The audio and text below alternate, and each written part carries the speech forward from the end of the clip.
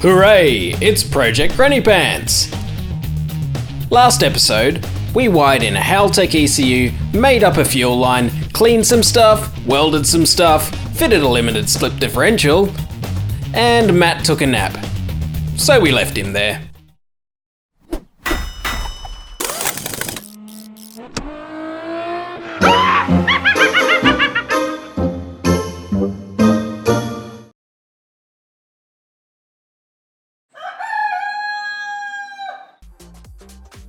Now it's day 4, and the first to turn up was Simon.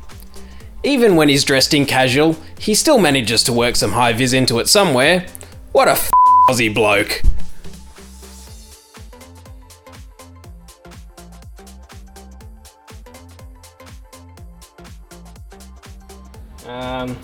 Playing around with drive shafts a bit, we have to upgrade the CV joints and that, but before we do that, what we're meant to do is change these stub axles for LSD versions, but I don't want to waste a perfectly good set of LSD shafts, which are worth money, on a Camry. So we're gonna just see if we can get away with the non-LSD shafts and see if they sit in there good enough for skids to happen.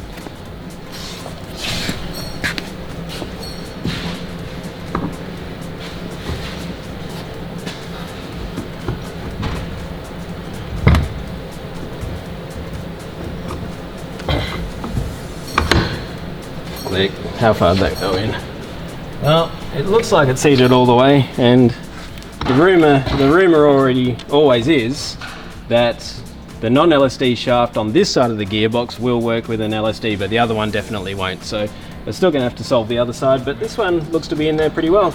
We don't have to worry about retaining because it's retained on this bearing and circlip here. So winner, we'll keep this inner, but ditch the other one.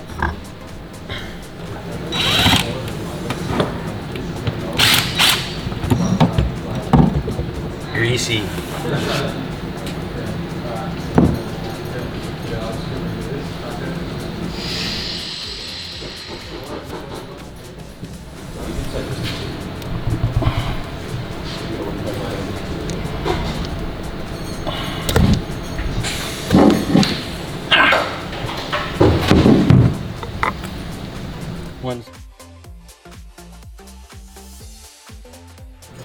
That goes there. Do it the old-fashioned way. Yep.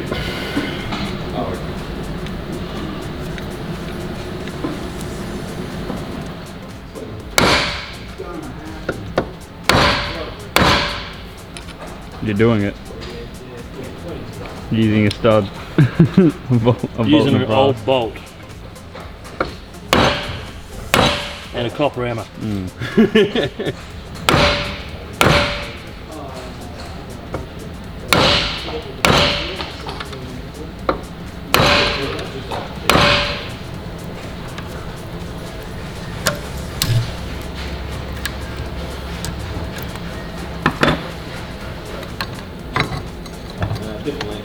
Yeah, well, and it's not doesn't.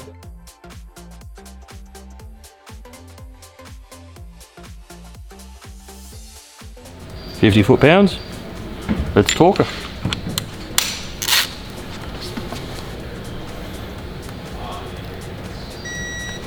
So this is the joy of 22-year-old Camrys. One gas strut for the bonnet works pretty decently, and the other one's just useless. So to save banging ourselves on the head every time we go to replace anything, we fitted a new set, and these are just now scrap.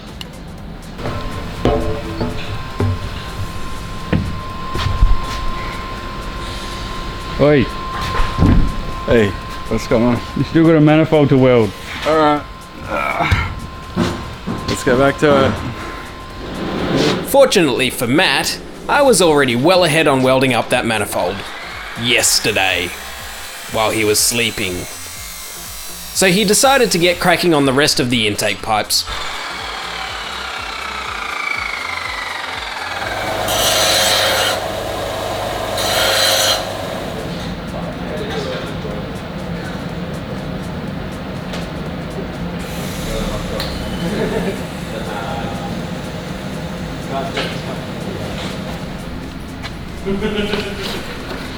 I'm amazed he lets you work on this thing sometimes.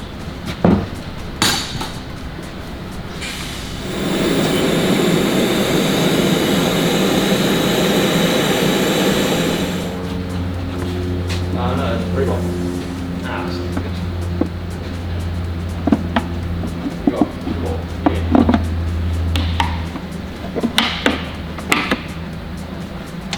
While Matt gave the airbox a prostate exam, it was time for me to finish plumbing the TurboSmart external wastegate in.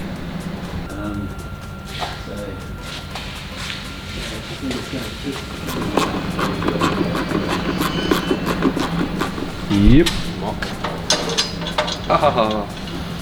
So to save time and materials and money and all of that, we've made this whole pipe as a single piece, linking the two exhaust manifolds together. The problem is I don't know, because the studs are all on different angles, whether we're actually going to be able to pull it off or not, or whether it's going to be stuck on there forever, and you know, necessitate us having to pull an exhaust manifold off just to remove the pipe. So this is what I've been waiting for, to see if it actually comes off. Come on. Yes! Winner! Pipe.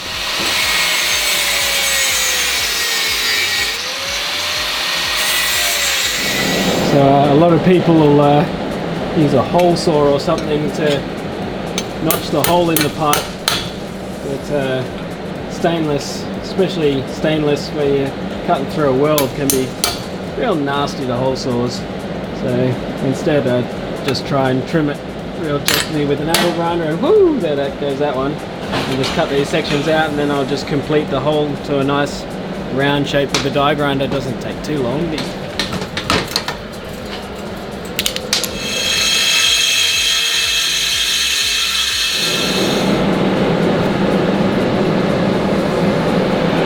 So we're just plumbing the wastegate outlet into the, I guess you'd call the manifold or crossover pipe. So it goes on here like this, and this is, I think, probably the most ideal position for it, because you've got exhaust gas going here from the first manifold and here from the second manifold. It collects through and then goes off to the turbo. So if we can take the exhaust gas out with the wastegate before it collects into this pipe, then we're not sending any excess exhaust gas, like unnecessary exhaust gas, around that bend into the turbo. If we were doing it over here, then all the gas would have to do the corner, go all the way here and then vent out, which would probably make less power. So I think this is the absolute best possible place we could put the wastegate, hopefully most power.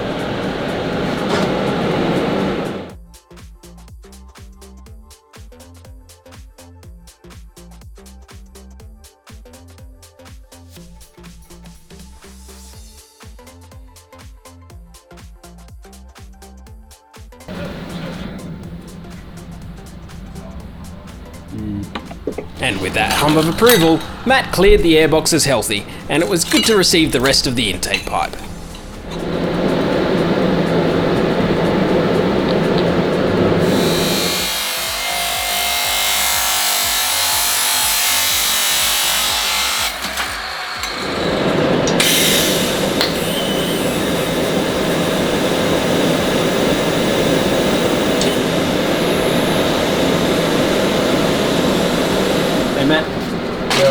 Before you finish that pipe off as well, air temp sensor. Yeah. I think we stick this inside the airbox, nobody will see it. Yeah. Nice sneaky way for it to. Yeah, sounds good. All yours. No worries.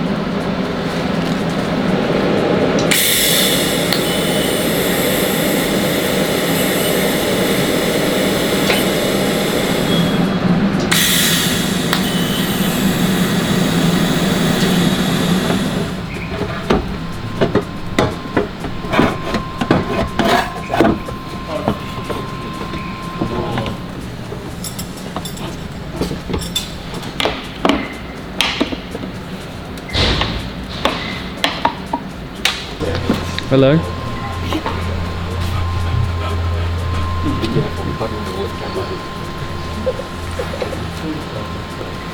So this is one thing we definitely won't compromise on. Turbo lines. This one's going to feed the oil to the turbo. A lot of the parts going into the Camry are kind of cheap and, you know, trying to do it on a budget, but if there's anything I'm going to spend money on, it's these speed flow hoses. I tell you what, there's nothing worse than having a high pressure oil fire in your engine bay or something like that. So this is only the best stuff.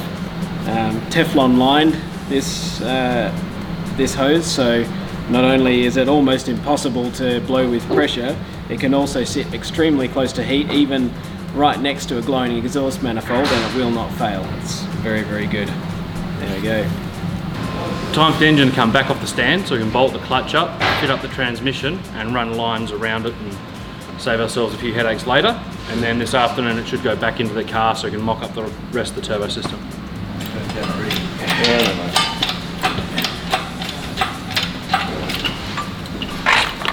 Deep in.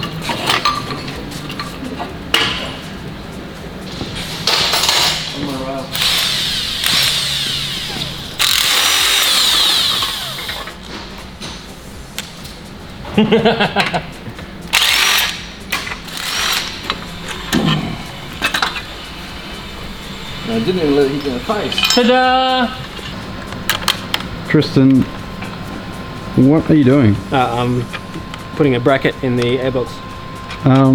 I can see that. Why are you putting a bracket in the airbox for? Well, for the fuel pressure regulator. You what?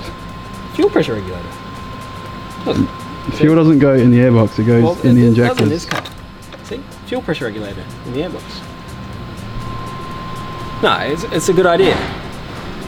Like, we're not using the airbox for anything anymore, right? It's just an intake pipe going through there to the throttle. So I thought, well, where are we going to put the fuel pressure regulator? And I thought, in the airbox. So I'll put it in the airbox. But yeah, it was good. So look, you do it there. And then you go, so you put that on there, right? And then you're like,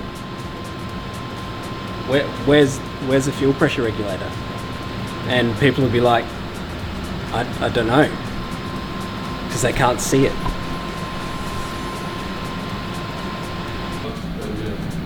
It's actually that biggest CMP. Yeah, that's been machined. This clutch, this is one that I stole out of an old MR2 project, which has already been modified for a V6 now. This is the center hub. That's meant to be a gear all the way around here, but I shattered all of these pieces off it by doing third gear clutch dumps at the Motorplex. So what I got was this solid one. This is actually from a triple plate Supra disc, Supra clutch, sorry. So it was too tall, so I've machined the outside down and we've machined the center spline as well, so that it matches the height that the twin plate needs and fits in the E153 gearbox. So that probably going to be a wee bit tougher.